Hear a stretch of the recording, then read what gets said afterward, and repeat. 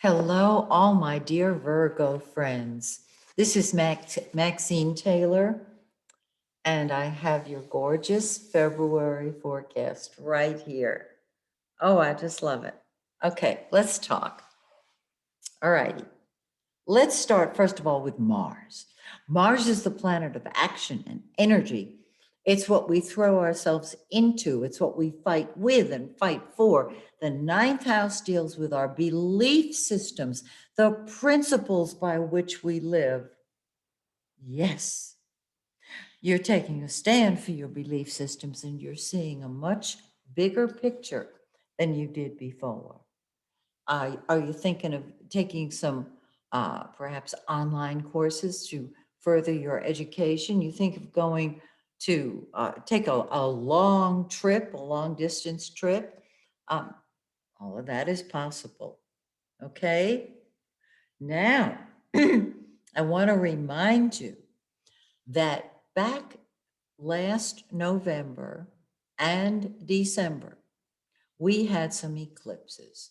We had one in November, one in December. They're at their peak 3 to 4 months after they occur, which is right now, February, March, and April.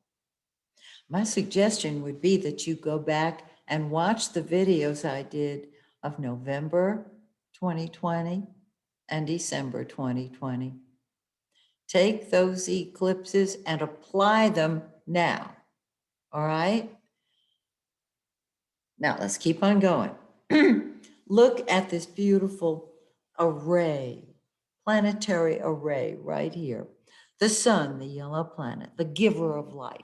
It's in your personal house. Virgo rules the sixth house in the natural zodiac. So we're dealing with work, with health, with service, and the sun brings life where there was none. It brings it alive. So your job, your health, um, your ability to serve, beautiful. On the 18th, the sun moves into your seventh house of partnership and the public, if you deal with the public. And so this position helps you interact with other people. It says put other people first, and you'll attract people to you who will tend to put themselves first. So this is a good thing because you're both on the same team, theirs. This is a great time to interact with other people. Venus, the pink planet, that's love. And wherever it's money, it's beauty, it's art, it's all the good stuff. It's in your sixth house of work, health, and service. Excuse me. Let me do that again. Work, health, and service. And so there can be improvement in that area or those areas, and you'll enjoy your work and your health will improve. And then on the 25th, it joins the sun. So if you're single, this is a great time to get out there and be with other people because the seventh house is the one-on-one relationship, whether it's with one person or a group of people that comprise the other one, you being one and that group being the other one. And so your relationships look beautiful. That's on the 25th when Venus enters that seventh house. And you're really going to enjoy being with people at that time. Now, we have a new moon on the 11th. Oh, I almost forgot about Mercury. Forgive me. I'm going to go back and tie that up with a bow. Mercury is retrograde. And because it's retrograde, this is not the time to start new work projects. Okay? Instead, you want to tie up the loose ends of unfinished projects.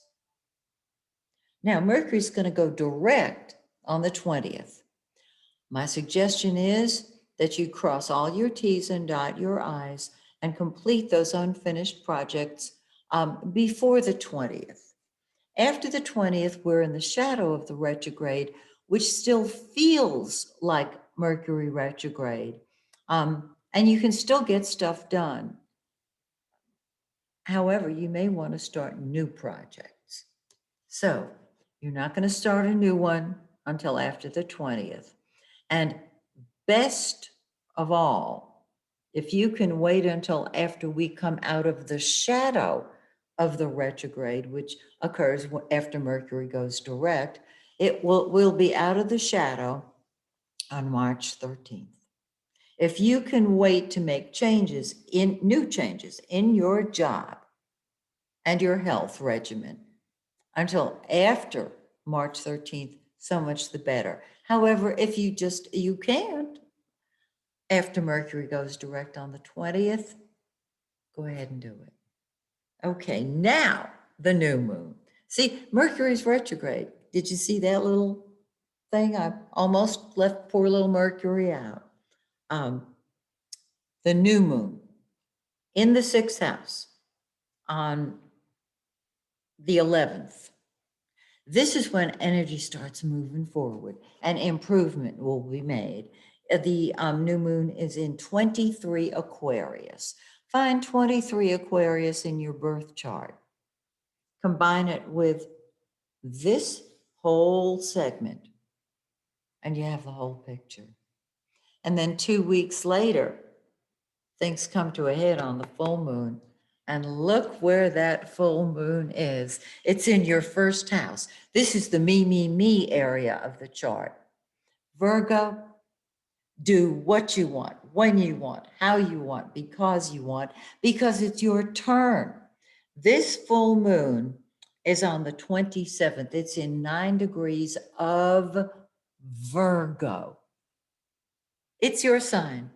It's your time. Go for it. Do what you want your way.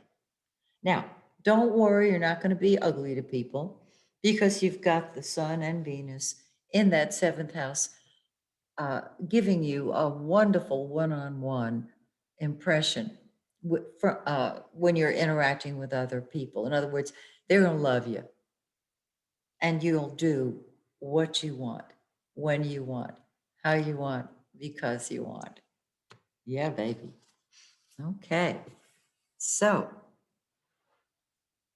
I hope you've enjoyed your February forecast, and I hope you'll join me next month when once again I take a look at your forecast. Until then, may the stars shine brightly on you and yours. Bye for now.